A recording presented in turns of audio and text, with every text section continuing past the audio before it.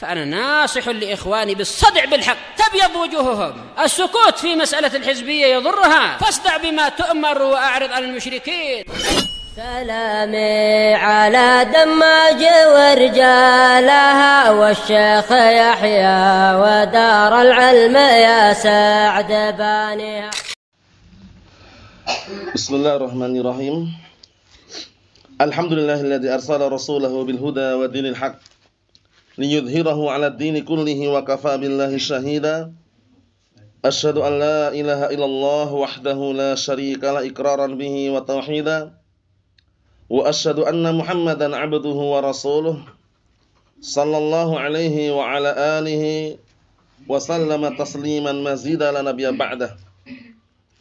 Ikhwani fid din wa akhwati fillah, a'azzani wa a'azzakumullahu jami'an wa barakallahu fikum. Kita lanjutkan bacaan berikutnya terhadap kitab Huququn da'at ilaihal fitrah wa qarraratha asy-syari'atu karya Asy-Syaikh Al-'Allamah Muhammad bin Shalih Al-Utsaimin rahimatullah alaih. 10 hak yang wajib kita tunaikan dan wajib kita ketahui.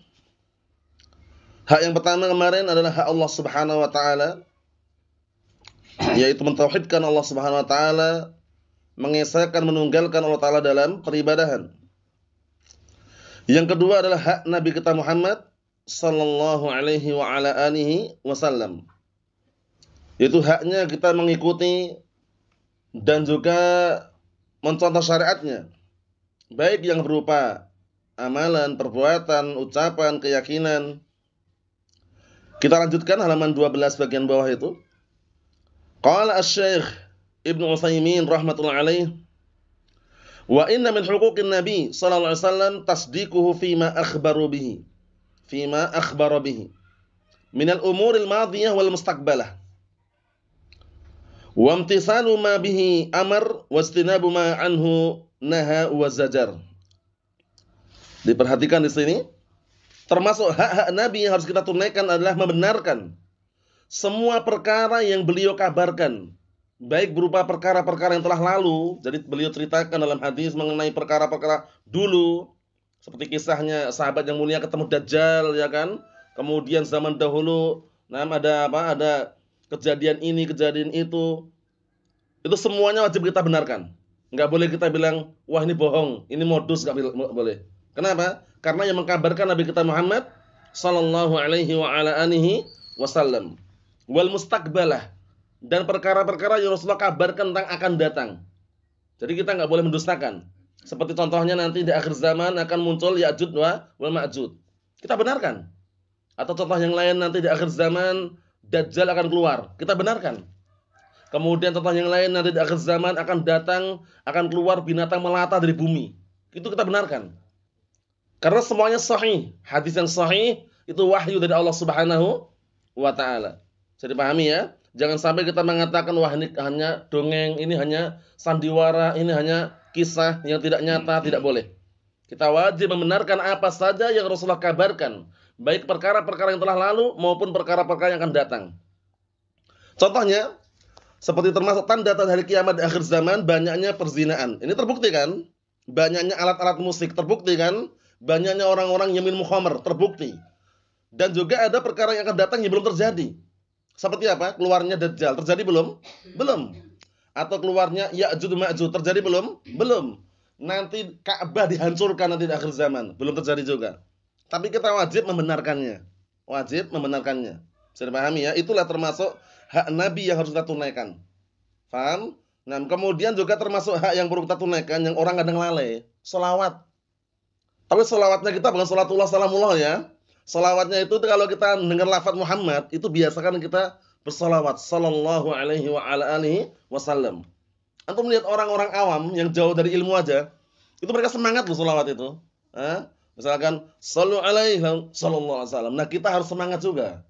Karena dalilnya jelas dalam Al-Qur'an Karim surat Al-Ahzab itu, innallaha wa malaikatahu yusalluna 'alan nabi. Ya ayyuhalladzina amanu sallu alaihi wa sallimu taslima. Sesungguhnya Allah Ta'ala dan para malaikat mereka bersalawat atas nabinya. Lihat. Allah Ta'ala dan para malaikat nanti bersalawat atas nabinya. Kemudian apa kata Allah Ta'ala?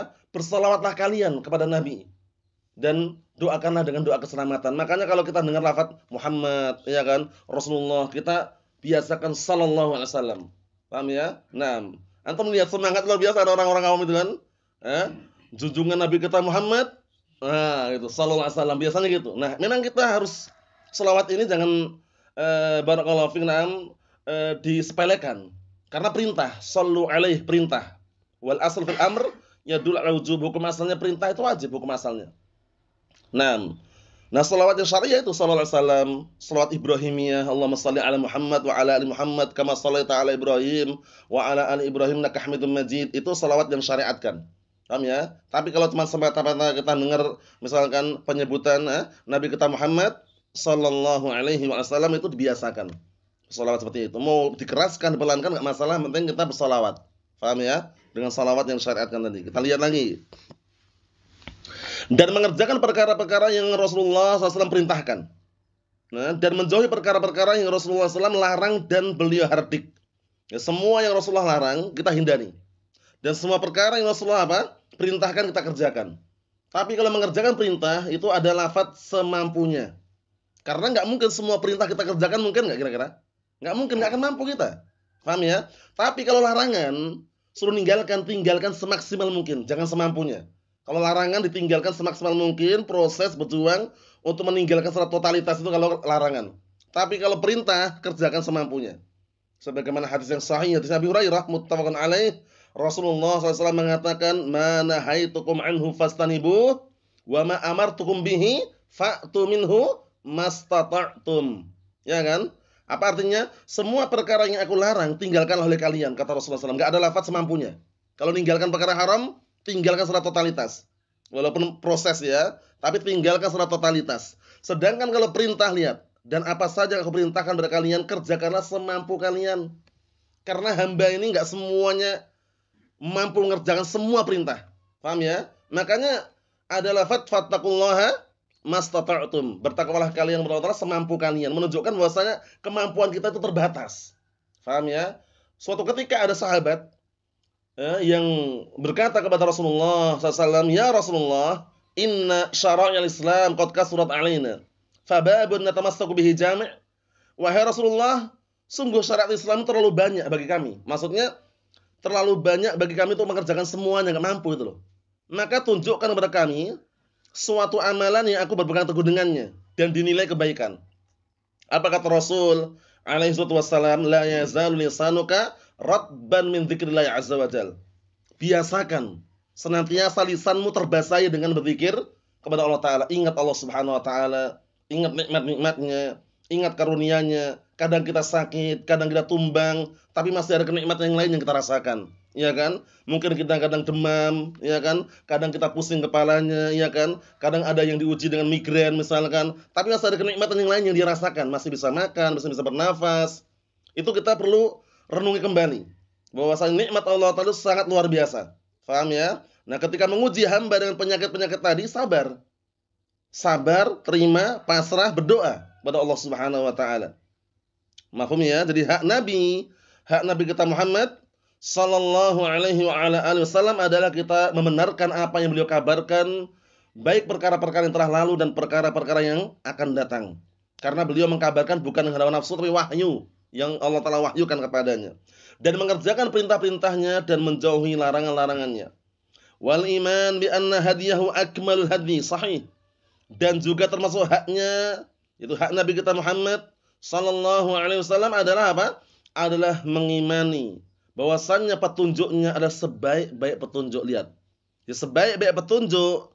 Nah, petunjuk yang paling sempurna adalah petunjuk Nabi kita Muhammad sallallahu alaihi wa ala alihi wasallam. Mafhum?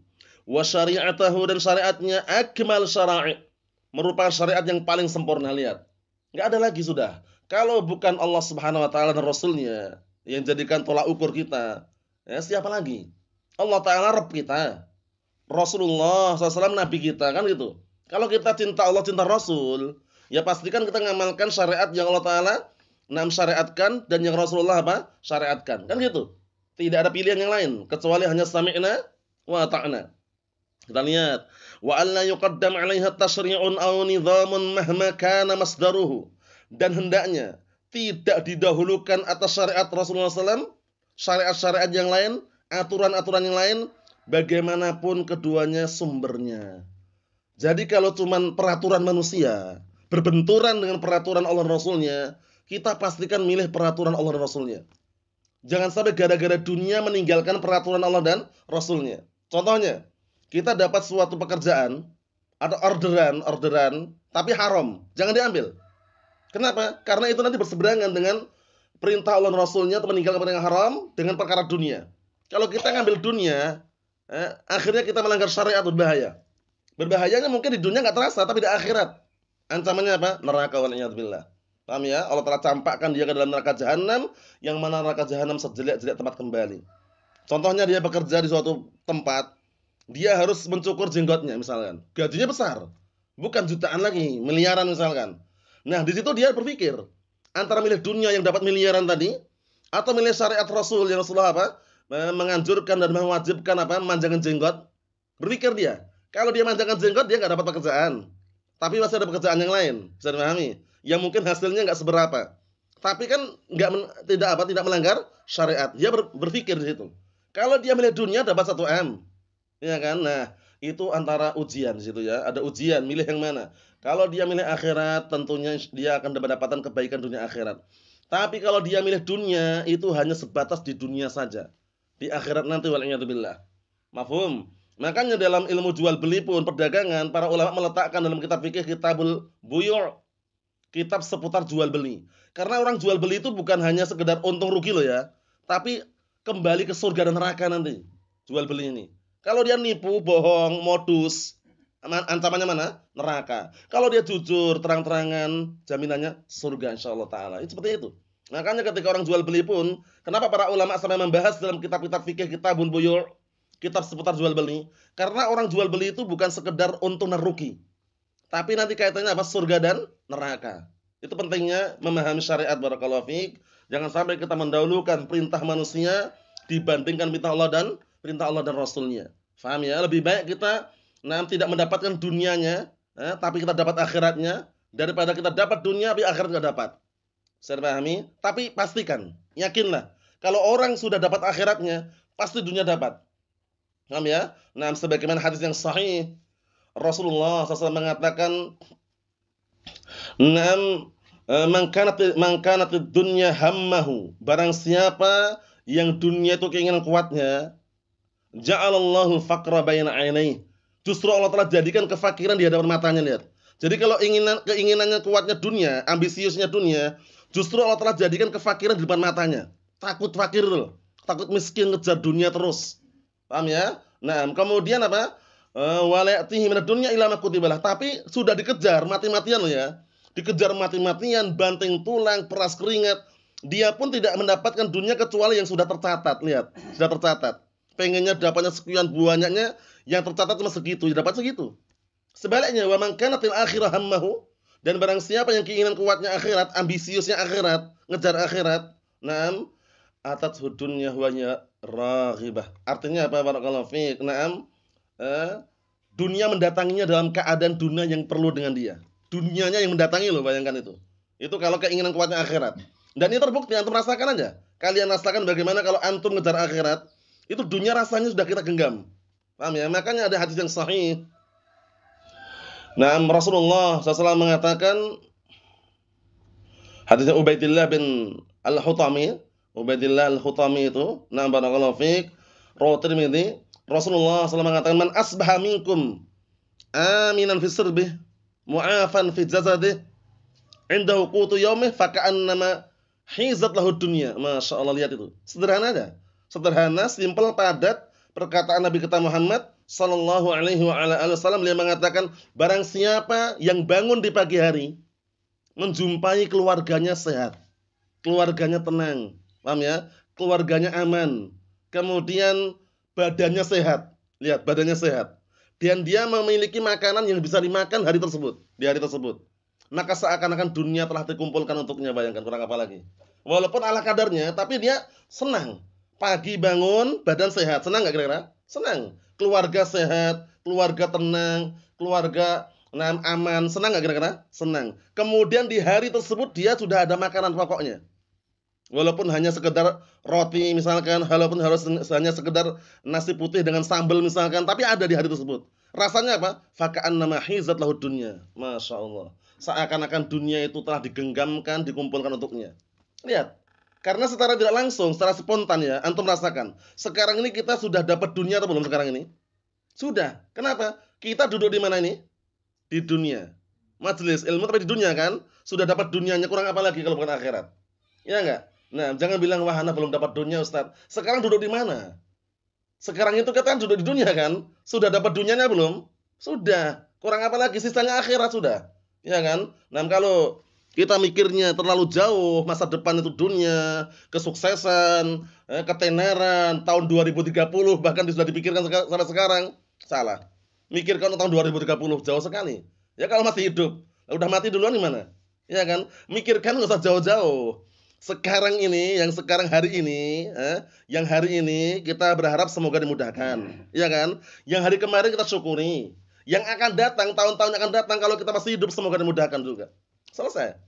Kalau mikirnya tahun jangka panjang 2030, nanti tahun 2030 bagaimana ya? Katanya ada semuanya serba robot. Jadi karyawan dipecat semuanya, yang kerja robot-robot katanya. Mungkin itu pusing kepalanya kalau mikir itu, ya kan? Jadi nggak ada kerja bangunan lagi, yang ada robot semua yang gerak. Itu kalau mikirkan tahun 2030. Versi sebagian orang seperti itu. Sekarang udah banyak robot-robot, teknologi canggih ya kan.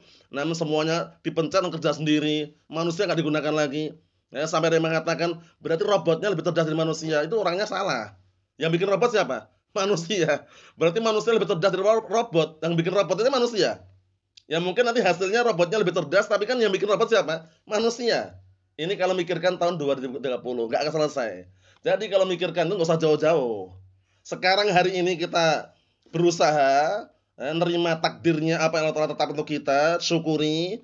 Yang hari-hari kemarin berupa kebaikan, semoga mendapatkan keberkahan. Yang akan datang, banyak-banyak berdoa, semoga lebih dimudahkan lagi. Nah kalau mikirnya cara seperti itu, tenang pikiran, tenteram hatinya. Tapi kalau mikir tahun 2030, pusing nggak mas kira-kira? Tahun 2030 banyak kan udah jauh, udah dipikirkan. Tapi mikirkannya dunia, salah itu. Belum tentu dia masih hidup, dan belum tentu dia dapat, dan belum tentu nanti kejadiannya bagaimana. Ya kan? Jadi kalau mikirkan usah jauh-jauh, sekarang aja dijalani. Semua udah ada aturannya. Tidak ada yang istilahnya selama dia itu masih hidup kemudian diterlantarkan, tidak. Selama dia istiqomah di atas agama Allah Subhanahu wa taala, semuanya berjalan lancar. Paham ya? Itu harus kita yakini, barakallahu fiik. Lihat ini.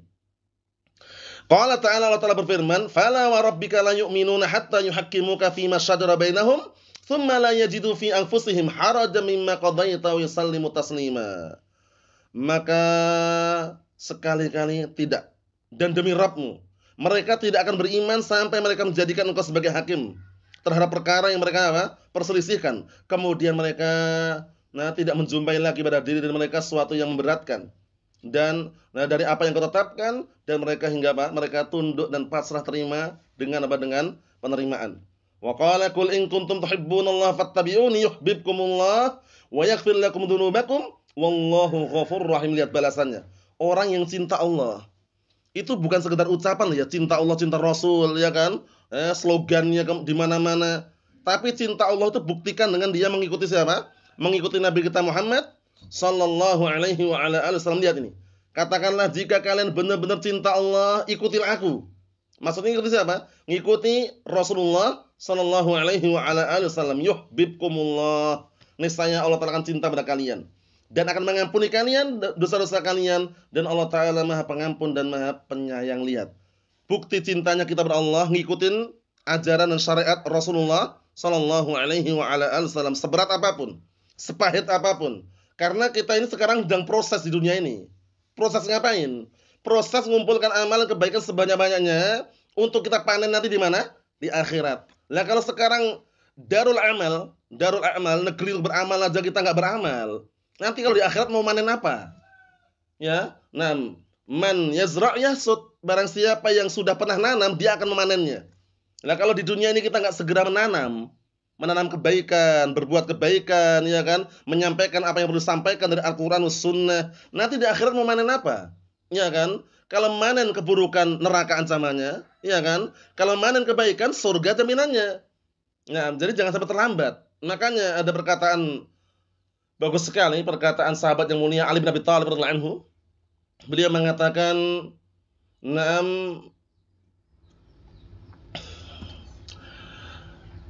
aqbalatid dunya mudbiratan." Dunia itu berlalu dalam keadaan membelakangi kita.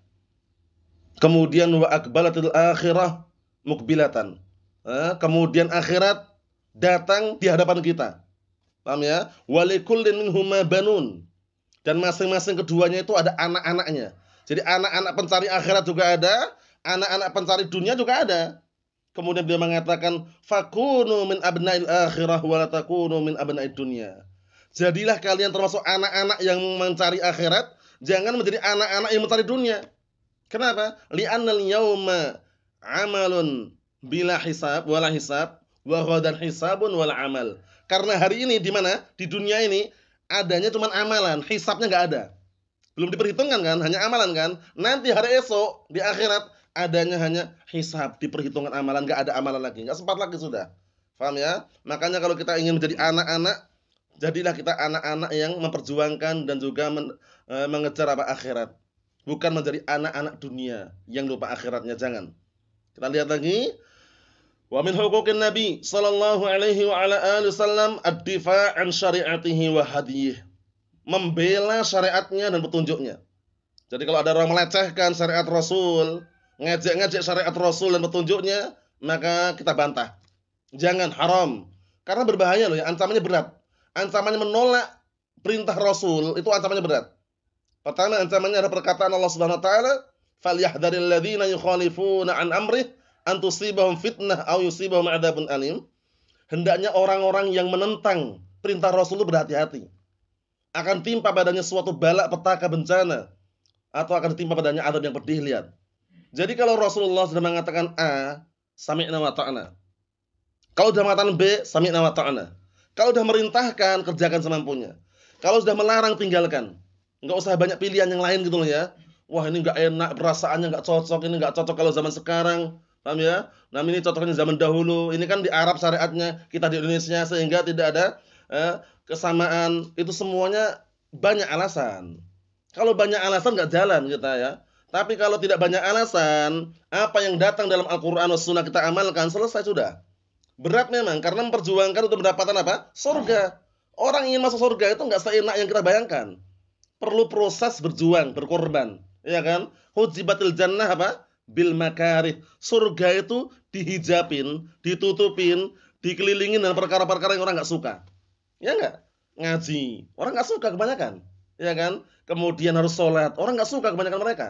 Yang istilahnya yang enggak paham ilmu ya. Kemudian harus apa? Bangun malam, sholat malam, tahajud. Orang-orang kalau enggak paham enggak suka mereka. Karena lagi nyenyak-nyenyaknya gitu ya. Kemudian harus sholat subuh, lagi ngantuk-ngantuknya, harus bangkit sholat. Untuk apa ini semuanya? Surga. Nah kalau kita nggak bangkit, kalau kita nggak berusaha, ya nggak berjuang, nggak dapat. Faham? Banyak kan orang yang lalai, kadang tidur 12 jam 8 baru bangun, itu pun nggak sholat. Ya. Nah kadang udah tidur ya kan, habis maghrib langsung tidur langsung, udah nggak maghrib, nggak isya. Ya. Apalagi yang penjudi berat yang suka main kartu itu. Ya. Itu udah sebelum maghrib udah datang, sebelum maghrib.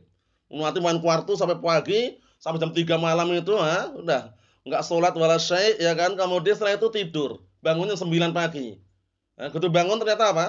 Malamnya kalah main kartu, hutangnya banyak. Tambah pikiran kan? Tanahnya dijual ya kan, rumahnya dijual. Allahul musta'an. Lihat, orang-orang yang jauh dari syariat, tapi ahlus sunnati wal jamaah yang paham syariat barakallahu fiik, dia mengatur waktunya. Dia bisa bermain siasat, berpolitik. Politik yang syar'i waktunya ini apa ya waktunya? Waktu istirahat. Ini waktunya apa sekarang? Belajar.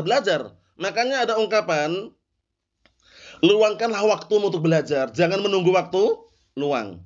Bedakan loh ya. Kalau menunggu waktu luang, waktu itu nggak akan pernah luang. Pasti digunakan terus, berputar itu ya. Tapi meluangkan waktunya. Kalau nggak mampu setiap hari belajar, ada kesempatan taruhlah dalam sepekan sekali, 2 kali, bismillah belajar. Paham ya? Nah, karena ketika orang belajar ilmu agama ini ibaratnya apa? Sedang menyirami tanaman.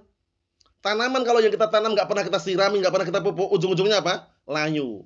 Kalau udah layu, kering. Udah kering, mati. Itu ibaratnya hati. Hati kita ini kalau nggak pernah disirami dengan ilmu, ya kan? Nggak pernah dengar kajian, ya kan? Ada kajian malah lari, ya kan? Malah gembos-gembosin misalkan, ya. Jangan ngaji itu yang diajarkan dikit-dikit haram, dikit-dikit bid'ah, ya, dikit-dikit syirik. Nggak jalan seperti itu, ya kan? Nah, memang harus proses memang, sabar. Ya, karena Ahlus Sunnah itu menyampaikan apa adanya. Yang haram-haram, yang halal-halal, yang sunnah-sunnah, yang bid'ah-bid'ah, yang syirik-syirik.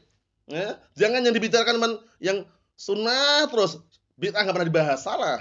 Jangan yang dibahas cuma tauhid terus, syirik nggak pernah dikenalkan, salah juga. Kenalkan bid'ah, kenalkan sunnah, maka kenalkan juga apa kebalikannya itu bid'ah, ya kan?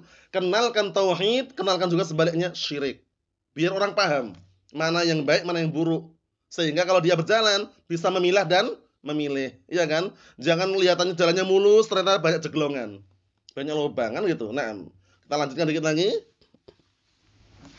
Kata beliau, termasuk hak-hak Nabi adalah kita membelanya, membela syariatnya dan juga barakallahu fik membela petunjuknya. Bima yastati'ul insan min quwwatin, sesuai dengan kemampuan manusia berupa kekuatan. Bihasbi ma tatatallabahul hal minas silah, sesuai dengan yang diminta oleh keadaan berupa senjata. Senjata itu nggak selamanya pedang, nggak selamanya bom atau tembak-tembak, nggak selamanya. Senjata yang termasuk senjata yang bisa dipakai membela Rasulullah SAW adalah pena di antaranya. Paham ya? Pena, tulisan, artikel, itu kan bisa juga untuk membela.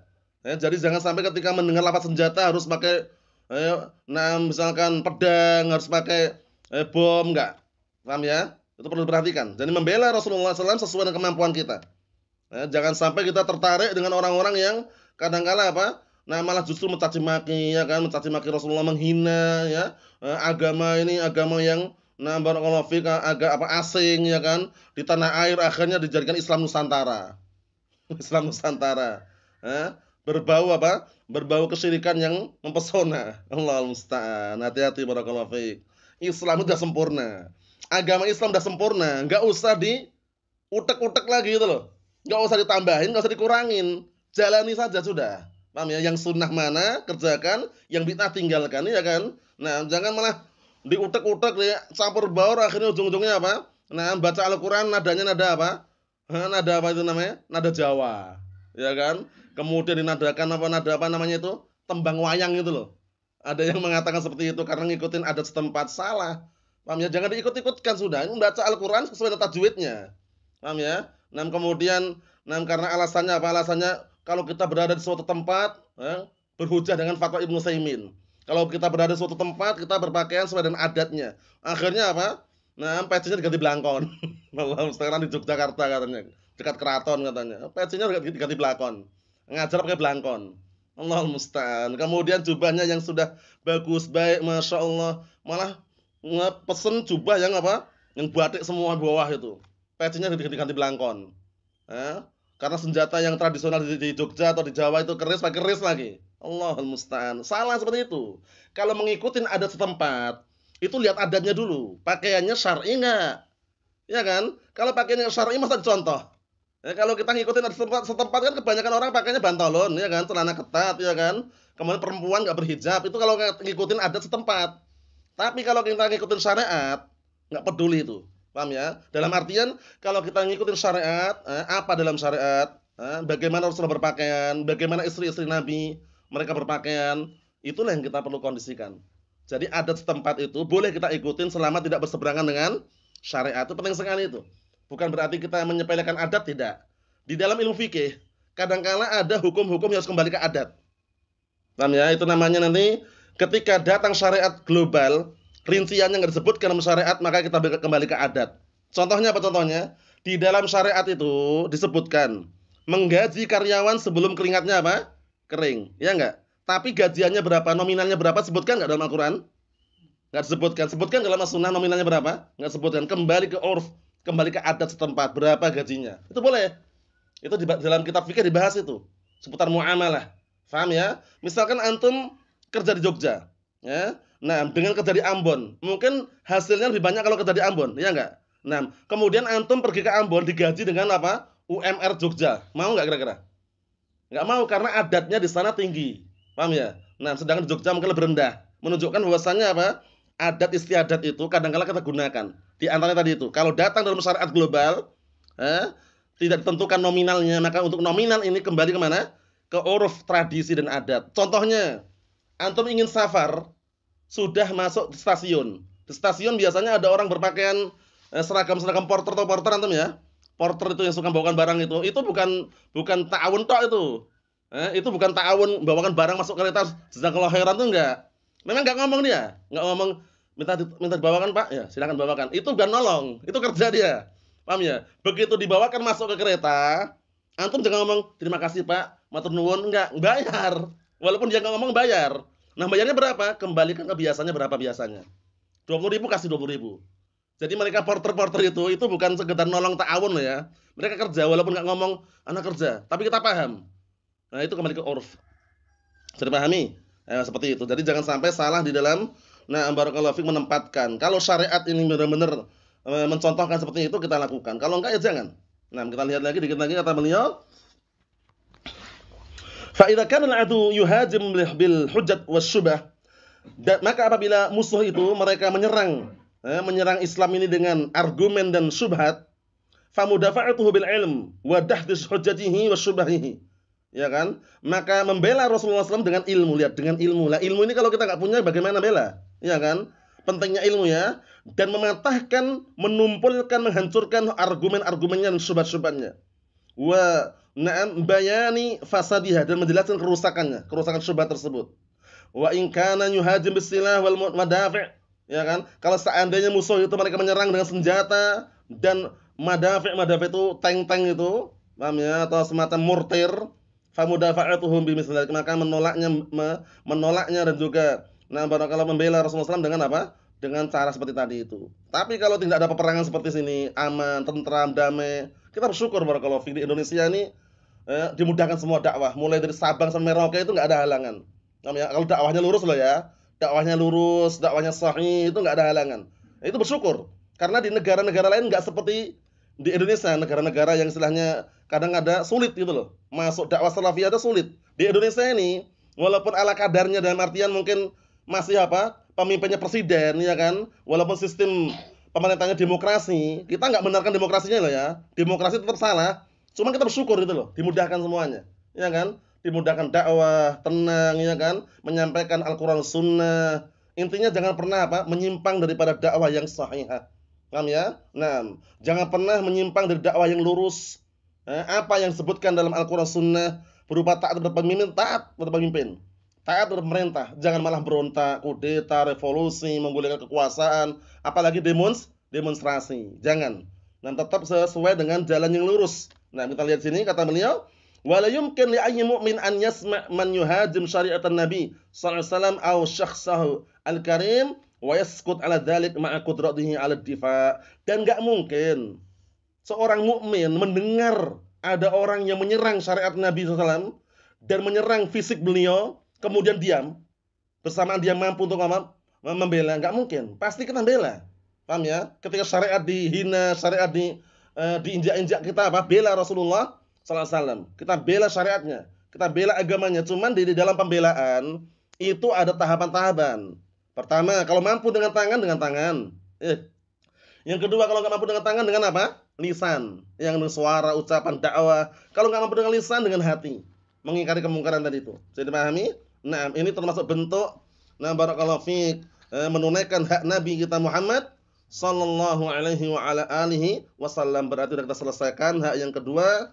Untuk hak yang ketiga insyaallah pada pertemuan yang akan datang, hak yang tidak kalah besarnya juga, itu hak kedua orang tua, berbakti, melayani, taat, setia selama mereka berdua merintahkan perkara yang baik dan perkara yang ma'ruf. Wallahu a'lam bissawab. Nasallahu as-salamata wal afiyah. Walhamdulillahirabbil alamin.